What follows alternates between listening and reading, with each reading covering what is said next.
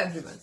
तो अपनी polity series को कंटिन्यू करते हुए आज जानेंगे हम आर्टिकल 14 के बारे में, जो ये बोलता है state shall not deny any person equality before law और equal protection of law within the territory of India. तो इसमें इक्वालिटी के दो कॉन्सेप्ट के बारे में बात करी गई है, तो उसके बारे में जानते हैं। क्या ये दोनों सेम है या फिर दोनों में कुछ डिफरेंस है या बहुत ज्यादा डिफरेंस है।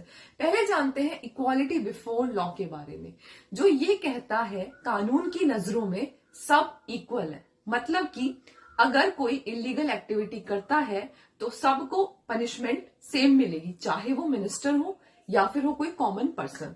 मतलब सब समान है कानून की नजरों में। क्या ये प्रॉपर इक्वालिटी दे पाएगा अगर बात करें समानता की? तो अब यहीं पे जान लेते हैं हम इक्वल प्रोटेक्शन ऑफ लॉ के बारे में।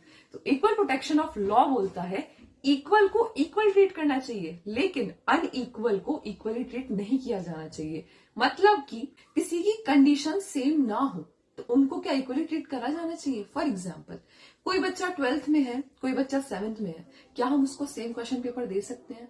दोनों का जो स्तर है सोचने की, जो उनकी कैपेसिटी है वो डिफरेंट है और दोनों का जो एज है वो डिफरेंट है। इसी तरह से हम सोसाइटी की बात करें तो सोसाइटी में भी बच्चे होते हैं, विमेन होती हैं, साथ ही में कितनी तरह की ट्राइब्स हैं, कास्ट हैं, सबकी प्रॉब्लम्स अलग हैं, सबकी नीड्स अलग हैं। तो हम उनको कैसे इक्वल रख सकते हैं?